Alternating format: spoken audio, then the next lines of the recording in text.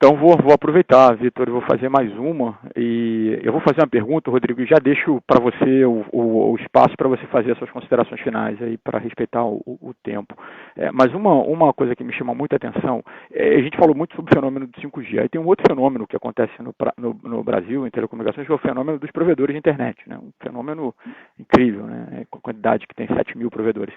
E o que chama a atenção, e eu acho que talvez valha a pena você comentar, é que a Oi hoje ela cresce em conexões de fibra, praticamente um desses novos provedores por trimestre. Cada É trimestre que isso. passa, a Oi é um novo provedor. E as pessoas falam muito de provedores e falam pouco, eu acho, sobre esse processo de crescimento acelerado que a Oi tem passado. Talvez a pergunta aqui seja, como é possível, né? Como vocês conseguem ter um processo tão redondo e veloz e nacional para crescer nessa velocidade? Vamos lá, Cadu. Acho que várias perguntas aqui em uma.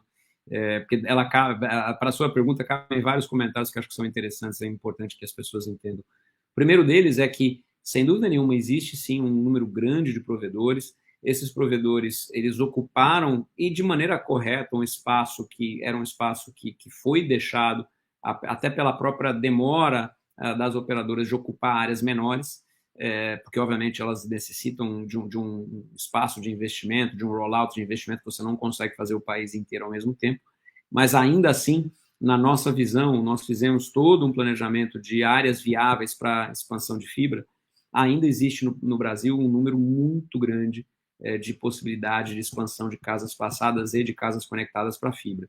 A gente já tem a fibra se tornando, na banda larga de alta velocidade, o principal meio de acesso hoje, mas ele ainda vai substituir praticamente integralmente todas as outras tecnologias, incluindo coaxial, incluindo rádio, incluindo DSL e ainda essas poucas bandas largas de cobre que ainda existem. Então, a nossa expectativa é de que exista, sim, uma possibilidade de chegar no país a mais de 40 milhões de casas conectadas em fibra.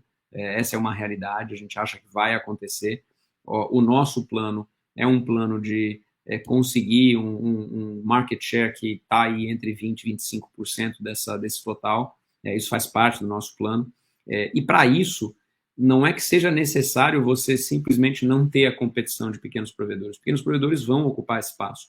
O que a gente vê é que o que vai acontecer, você vai ter cidades com a presença de um provedor regional, um pequeno provedor, e aí vai existir muita consolidação, a gente vê que vai existir muita consolidação, mais a presença de uma Oi, mais a presença de uma outra grande, ou em algumas cidades a nossa participação pode ser menor, e das outras grandes maiores, mas você vai tender a ter um equilíbrio entre as 3 operadoras grandes e um ou mais provedores regionais como um bloco.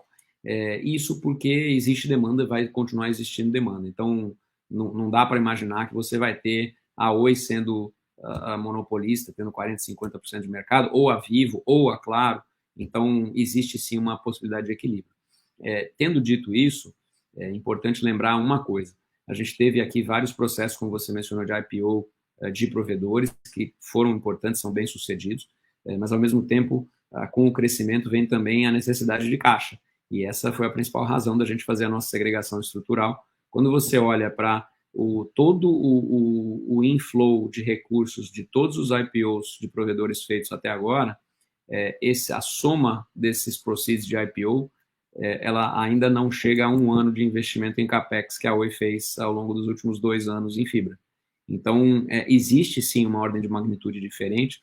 Isso começa a explicar um pouco dessa performance, é uma questão de escala, de capacidade de você entender como é que a sua dinâmica de venda, de instalação, de operação funciona, uma escala nacional.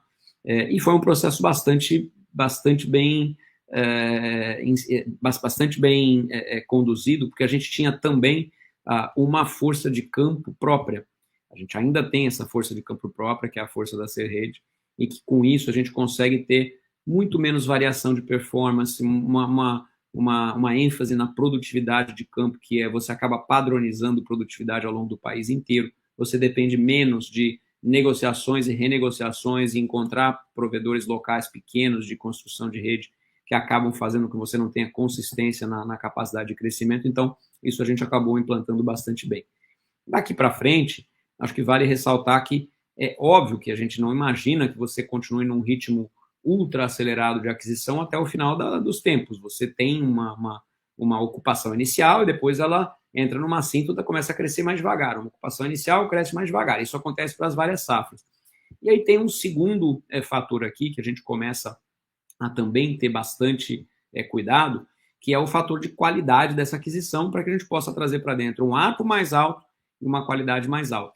A gente viu um fenômeno acontecendo, e ele está acontecendo, de churn maior por conta de pandemia, por conta de situação macro.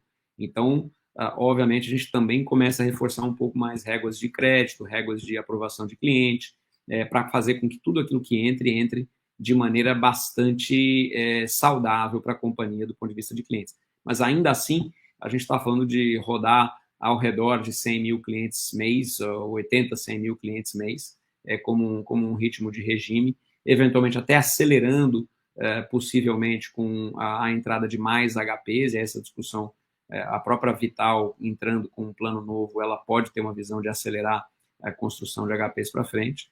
Então, existe sim essa visão de que a gente consiga manter um ritmo importante de crescimento de fibra que faz parte do plano, e não necessariamente ter que fazer isso às custas da presença de ISPs locais. A gente vai ter, sim, muitas áreas, ganhamos market share dos provedores regionais, provedores locais, mas a gente acredita que vai existir também um espaço de convivência, até porque nós não vamos entrar em 100% das áreas nas quais estão presentes, né? Tem áreas que, até do ponto de vista econômico, faz muito mais sentido ter um player simplesmente local do que a presença de um nacional que demora mais, porque deixou aquela área como uma terceira, quarta prioridade, tá? Então, essa é a nossa visão.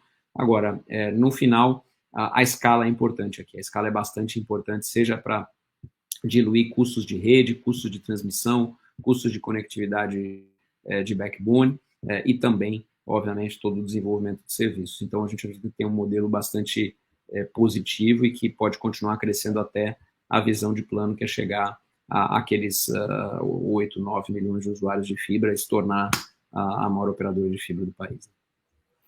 Não, ótimo, Rodrigo. Pô, obrigado demais pela participação. Cadu, obrigado pela participação também, pessoal. Acho que a gente fez que em 50 minutos conseguimos trazer um resumo aí do case complexo como ele é, mas também com muita informação. Então, obrigado pela participação, Rodrigo. As portas estão sempre abertas aqui para você, para a Oi, enfim, fica super à vontade. Obrigado, Vitor. Obrigado, Cadu. Sempre um prazer estar com vocês e, obviamente, como eu mencionei, para nós agora é um foco total na execução, tem muita coisa pela frente, mas o time está bastante comprometido, bastante dedicado para entregar o caso. Obrigado, Rodrigo. Prazer sempre. Obrigado, Vitor. Vitor. Abraço. Até mais, gente. Um abraço.